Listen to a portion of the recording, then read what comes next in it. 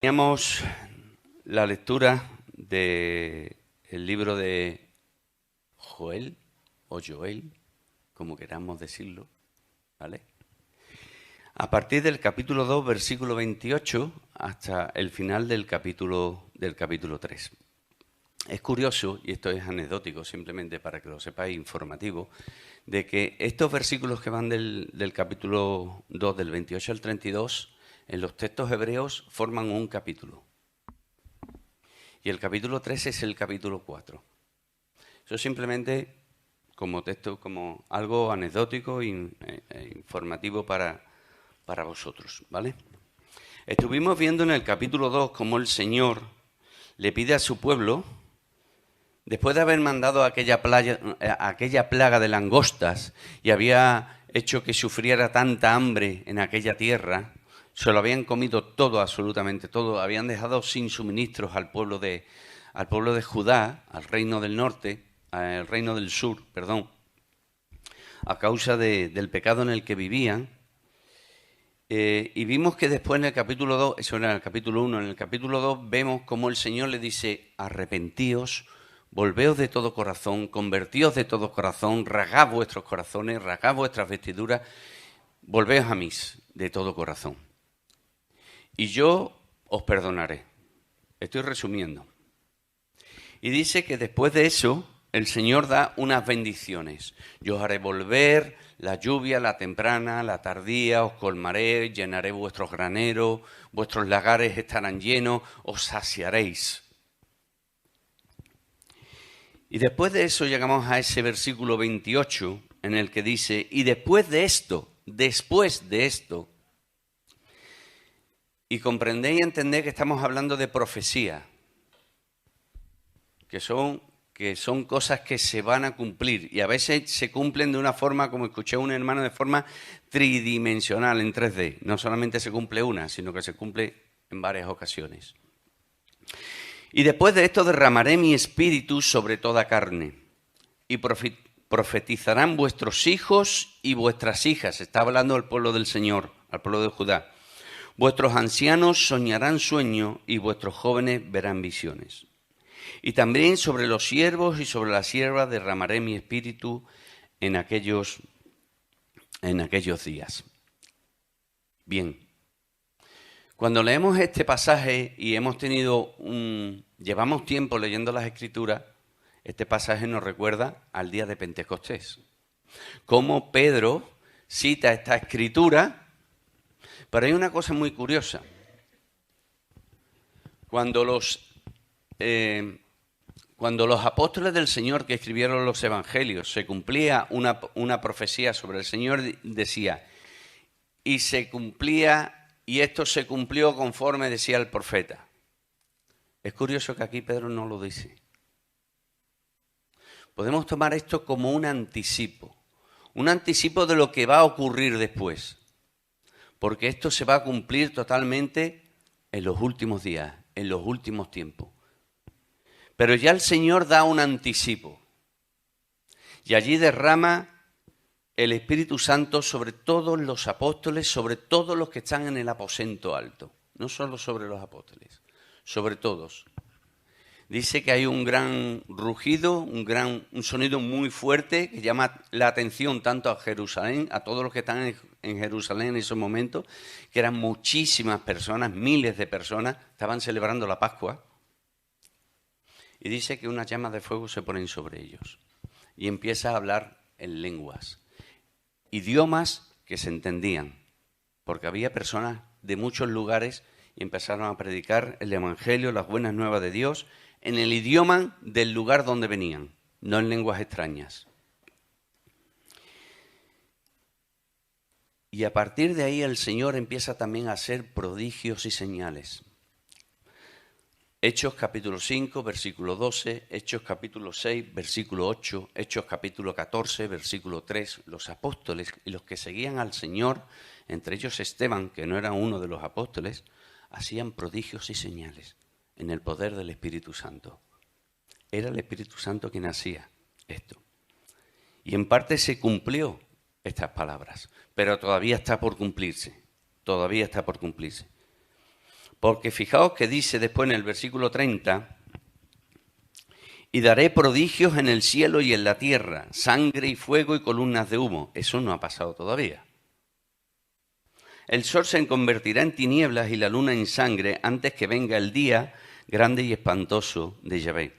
Y todo aquel que invocare el nombre de Yahvé será salvo, porque en el monte de Sión y en Jerusalén habrá salvación, como lo ha dicho Yahvé, y entre el remanente al cual él habrá llamado. Hay una cosa que no quiero que se me pase, y esto es algo que yo pienso personalmente. Esto es mío, ¿vale? Permitidmelo. Cuando en el versículo 29 dice, y también sobre los siervos y sobre las siervas. ¿A qué pueblo pertenecían los siervos y las siervas en aquel tiempo? ¿A qué tiempo? ¿A qué pueblo? ¿Era el pueblo judío o era el pueblo gentil? Yo pienso que estaba hablando sobre el pueblo gentil. En Hechos, capítulo 8, versículos 14 al 22, Hechos 10, versículos 44 al 46, algunos judíos ven algo que es maravilloso, increíble para ellos, y es que el Espíritu Santo cayó sobre los gentiles, sobre personas como tú y como yo. Y el Señor abrió la salvación al mundo entero. Y el Espíritu Santo cayó sobre los gentiles. Y todos los que hemos creído en el Señor, que no descendemos, o supuestamente no descendemos del pueblo de Israel, y hemos creído en el Señor Jesucristo, y nos hemos arrepentido de nuestros pecados, y hemos creído en su obra, y hemos creído en que Él resucitó de entre los muertos, tenemos el don del Espíritu Santo. Para gloria de Dios. Y dice, vuelvo al versículo 30 y al 32, y daré prodigios en el cielo. Todo esto ocurrirá, todo esto está señalado y está descrito en el libro de Apocalipsis. Los 7 sellos, las 7 trompetas y las 7 copas. Pero me resulta curioso cómo el Señor tiene misericordia del mundo. Y no estoy hablando solamente de su pueblo, estoy hablando del mundo. Y ahora os diré por qué.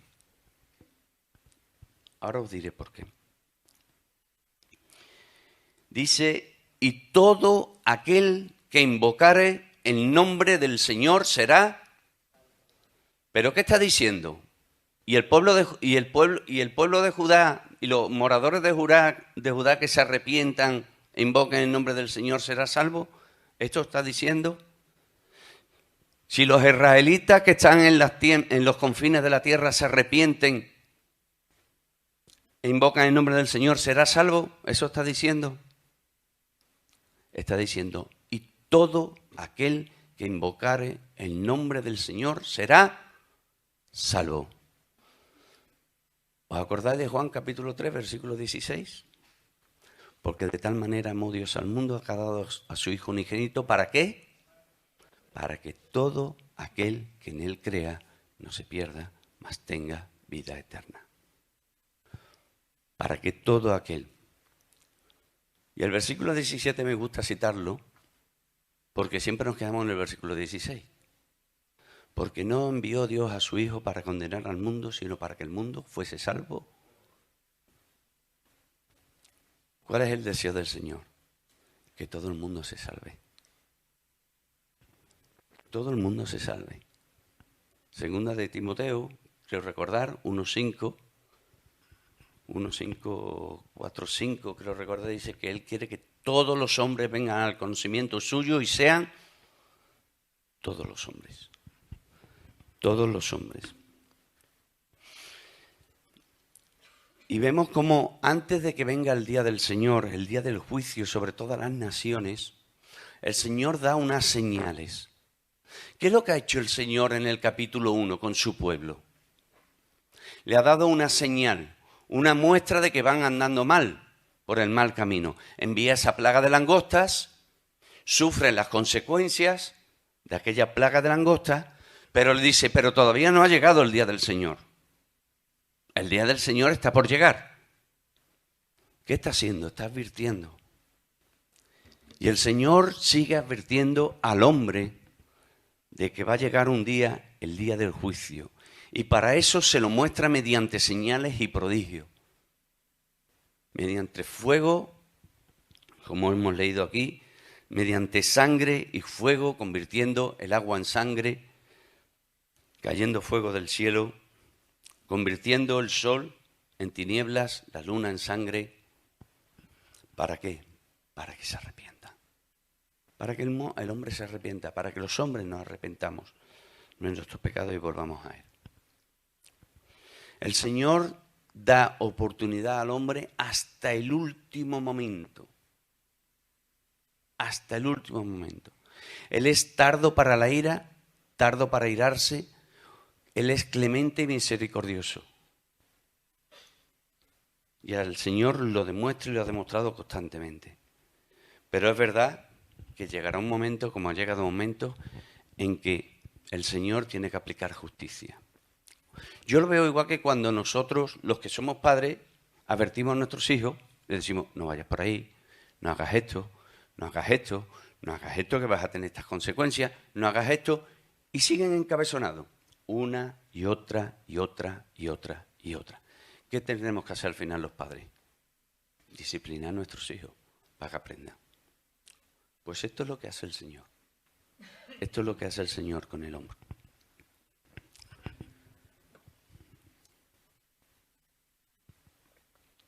Porque he aquí, capítulo 3, ya nos vamos a meter en temas difíciles, ¿vale? Porque he aquí, dice el Señor, que en aquellos días y en aquel tiempo en que haré volver la cautividad de Judá y de Jerusalén. Fijaos, esta profecía podemos decir que tiene triple cumplimiento. Los trajo de Babilonia 70 años después, como él profetizó. En el año 1948, ¿qué pasó? ¿Os acordáis? Israel es reconocida como nación el 14 de mayo del 48, gracias María José,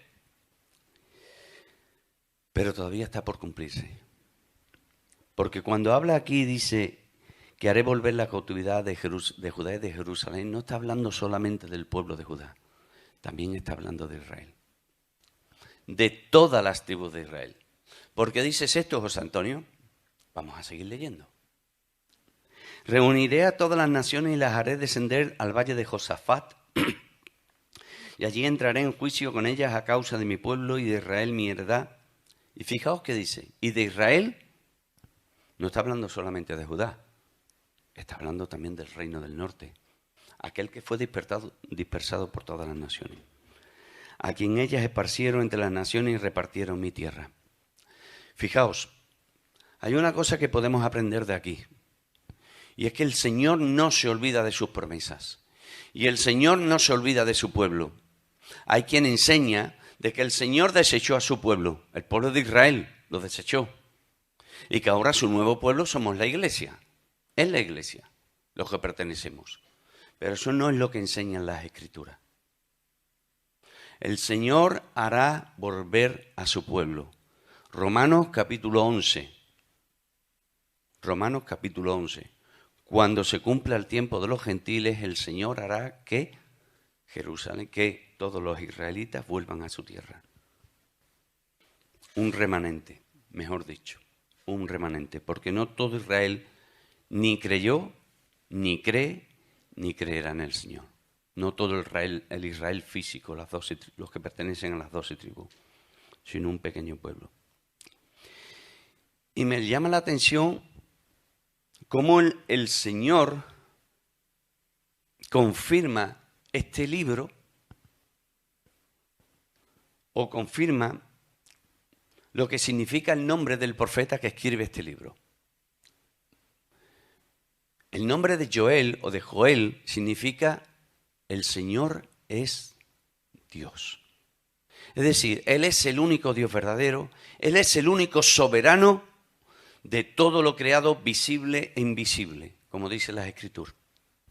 Y aquí lo vemos. Porque Él dice, yo haré volver a mi pueblo, yo lo voy a hacer. Fijaos que la obra es de Dios, nunca del hombre. Yo reuniré a todas las naciones. Él es el Rey soberano. Y Él moverá los corazones de los hombres para que vayan a un lugar, para que busquen en guerra contra su pueblo, para destruirlo, pero al final, vamos a decirlo así, que saldrán escardados. Saldrán escardados. Y dice, reuniré a todas las naciones y las haré descender al valle de Josafat. El valle de Josafat hace referencia a un rey que se encuentra en Segunda de Crónicas, capítulo 20, los versículos del 1 al 25, y hace referencia a un suceso allí. Durante el reinado del rey Josafat, dice que se reúnen la tribu de Amón, la de Moab y los habitantes del monte de Seir, que eran los edomitas, y se reúnen para luchar contra ellos. Dice que vinieron en gran multitud contra el reino de Judá, para conquistarlos, para destruirlos. Y el rey Josafat, viendo todo aquello, dice que se dirige al templo de Jerusalén con todo Judá, y cuando digo con todo Judá es con todos los habitantes de Judá, mayores y niños, ancianos y adultos, todos estaban allí. Y se presentan delante del Señor y ora al Señor para que los libre. Y el Señor, por medio de uno de los profetas, le responde, o por medio de uno de los sacerdotes, le responde, le dice, quedad quieto. Id a aquel valle donde van a estar, pero quedaos quietos, no hagáis nada. Yo lucharé por vosotros, yo los destruiré. Y así ocurre. Aquellas emboscadas que habían preparado contra el pueblo de Judá fue una emboscada entre ellos mismos. Y entre aquellos 3 ejércitos lucharon contra ellos. El de Moab y el de Amón lucharon contra los edomitas. Y después entre ellos, una vez que terminaron con los edomitas. Y dice la Escritura que no quedó ningún hombre vivo. Ninguno. ¿Qué hicieron los habitantes de Judá? Nada. No hicieron nada. El Señor juzgó la maldad de aquellas 3 naciones en aquel valle. El nombre de Josafat significa, que no sé si lo he dicho, Dios juzga. Y Él es el juez supremo que va a juzgar a todas las naciones. Pero me llama la atención el motivo por el cual juzga a las naciones. Fijaos, da varios motivos. Esos motivos son: los esparcieron entre las naciones, repartieron entre ellos su tierra, echaron suertes sobre mi pueblo, dieron los niños por una ramera y vendieron las niñas por vino para beber. Despreciaron al pueblo del Señor. Y ahora, como consecuencia de ello, van a pagar. Dice el historiador Fabio Josefo, y os lo leo literalmente, escribió que en las guerras romanas el enemigo escogió de entre los judíos a los más altos y hermosos y los guardó para el triunfo. A los mayores de 17 años los encadenó y los llevó a las minas egipcias. Y a los menores de 17 años los vendieron como esclavos. Menospreciaron al pueblo del Señor. Y menospreciar al pueblo del Señor es menospreciar al Señor. Porque su pueblo, como dice la Escritura, es como la niña de sus ojos. ¿Cómo trataríamos nosotros a alguien que hace daño a la niña de nuestros ojos? ¿Nos quedaríamos impasibles? ¿Verdad que no? Pepe, si le hacen daño a tu pareja, ¿qué? Te la come, ¿verdad? Vas contra ellos, no te quedas impasible, ¿verdad? Si hacen daño a mi esposa, a mis hijos, no me quedo impasible tampoco. Pues el Señor tampoco se queda impasible. Porque hacerle daño a su pueblo es hacerle daño a Él. Como veremos un poquito más adelante. Porque fijaos que Dice, en estos versículos, los versículos del 2 en adelante, dice, repartieron mi tierra y echaron suerte sobre mi pueblo. Y dieron los niños por una ramera y vendieron las niñas por vino para beber. Mi pueblo, mi heredad, mi tierra. ¿Cómo se identifica con el pueblo del Señor? Mi pueblo, mi heredad, mi tierra. Y el juicio va conforme a eso. Vamos a intentar sacar una aplicación para nuestras vidas. Hermanos, vamos a intentar sacarla. ¿Cómo trato yo a mi hermano en la fe? 1, 5. ¿Cómo trato yo a mi hermano en la fe? Porque, hermanos, tenemos que tener en cuenta de que el Señor nos dice, amarás a tu prójimo como a ti mismo. ¿Cómo trato yo a mi hermano? ¿Qué pensamiento tengo sobre mis hermanos? ¿Hablo a espaldas de mis hermanos? ¿Ayudo a mis hermanos o no ayudo a mis hermanos cuando están en necesidad, cuando le hace falta algo? Y esto nos recuerda Mateo capítulo 25, versículos 31 al 46. Fijaos que el Señor juzga conforme a lo que se hace a mis hermanos. Y eso es lo que dice, mis hermanos. Después, de una forma muy rápida, permitidme 2-3 minutitos más, ¿vale? Después habla sobre Tiro y sobre Sidón y sobre el territorio de Filistea. Ellos lucharon contra el pueblo del Señor e hicieron daño contra el pueblo del Señor y menospreciaron al pueblo del Señor. Y el Señor dice que les pagará de la misma forma. Fijaos que dice que no le pagará ni más ni menos. No pagarán ni más ni menos. Fijaos lo justo que es el Señor. Eso nos recuerda palabras del Señor de que ojo por ojo, diente por diente. Así has pagado a mi pueblo, así vas a recibir tú. El Señor es justo, no se sobrepasa, como nos podríamos sobrepasar nosotros si le hacen daño a alguien que queremos. De la misma forma.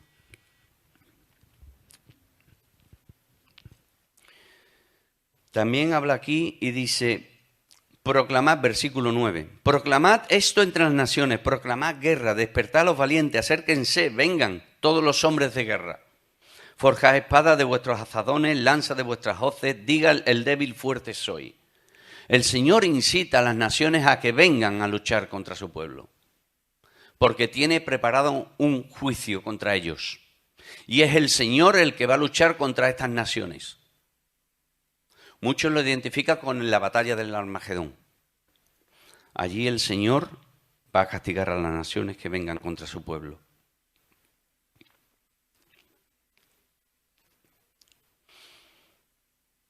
Además dice, juntaos, versículo 11, juntaos y venid naciones de todas de alrededor y congregaos. Haz venir allí, oh Señor, a los fuertes. ¿Quiénes son estos fuertes? Estos fuertes son las huestes celestiales del Señor. Por eso hablan de la batalla de Armagedón. Y además dice, despiértense las naciones y suban al valle de Josafat, porque allí me sentaré para juzgar a todas las naciones de alrededor. Echad la hoz, haciendo referencia a Apocalipsis capítulo 14, echad la hoz porque la mies está ya madura. Venid, descended porque el lagar está lleno, rebosan las cubas. Y cuando está hablando y está diciendo rebosan las cubas, está hablando de la maldad de las naciones. Es lo mismo cuando le dice a Abraham que les daría la tierra de Canaán, pero que todavía no, que más tarde, hasta que llegara al colmo la maldad de los amorreos. Cuando va a destruir Sodoma y Gomorra dice que ha subido clamor contra ellos, porque ya la maldad había colmado la gota de la paciencia, el vaso de la paciencia del Señor. Y el Señor hace lo mismo aquí. El Señor tiene paciencia. Tenemos un Dios paciente, misericordioso, clemente, que como leímos en el capítulo 2, dice que no quiere el mal, no quiere hacer el mal a nadie. versículos 12, 13 aproximadamente. Muchos pueblos en el Valle de la Decisión. Es el mismo valle, el Valle de Josafat. Y cuando habla del pueblo del Valle de la Decisión, solamente una cosa. No está hablando de que le da la oportunidad a las naciones de decidir por el Señor o no. Cuando está hablando de Valle de la Decisión, está hablando del Valle de la Sentencia. El Señor va a dictar sentencia contra aquellas naciones.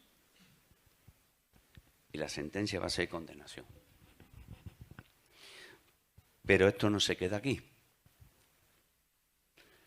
Esto no se queda aquí. Fijaos cómo el Señor es el que lucha por su pueblo. Y Yahvé rugirá desde Sión.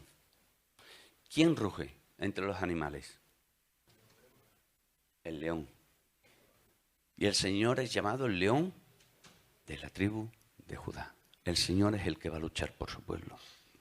Y conoceréis que yo soy, versículo 17, voy dando salto, y conoceréis que yo soy Yahvé vuestro Dios, que habito en Sión, mi santo monte, y Jerusalén será santa, y extraños, fijaos lo que dice, y extraños no pasarán más por ella. ¿Quiénes entrarán allí?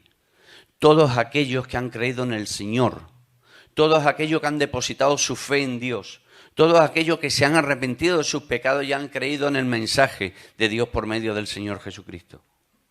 Todos aquellos cuyos nombres están inscritos en el libro de la vida.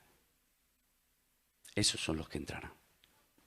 Sucederá en aquel tiempo que los montes destilarán mosto, fijaos la abundancia, y los collados fluirán leche, y por todos los arroyos de Judá correrán aguas, y saldrán una fuente de la casa del Señor, y regará el valle de Sitín.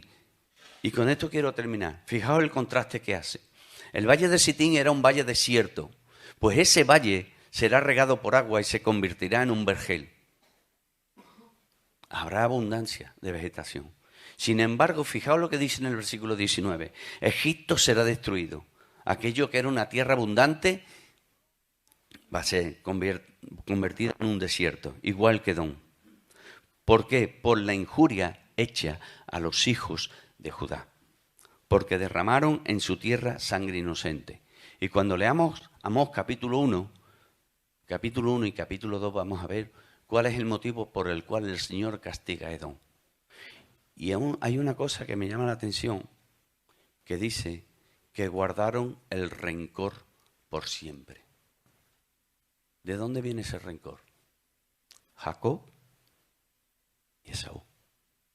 Cómo ese odio se ha ido transmitiendo a través de las generaciones y generaciones. Pero vamos a acabar con una nota positiva. Pero Judá será habitada para siempre, y Jerusalén por generación y generación. Y limpiaré la sangre de los que no había limpiado, y el Señor morará en Sión. Amén. Resumiendo, hermanos, tenemos un Dios que es el Dios soberano, y lo podemos llamar Padre. Pero debemos de saber temerle. Temerle no en el sentido de miedo, sino saber respetarle. Saber amarle, saber que es paciente, es misericordioso, que es clemente, que es tardo para la ira, pero pronto en misericordia. Pues ese es nuestro Dios, ese es nuestro Padre. Así que alabemos su nombre por siempre. Amén.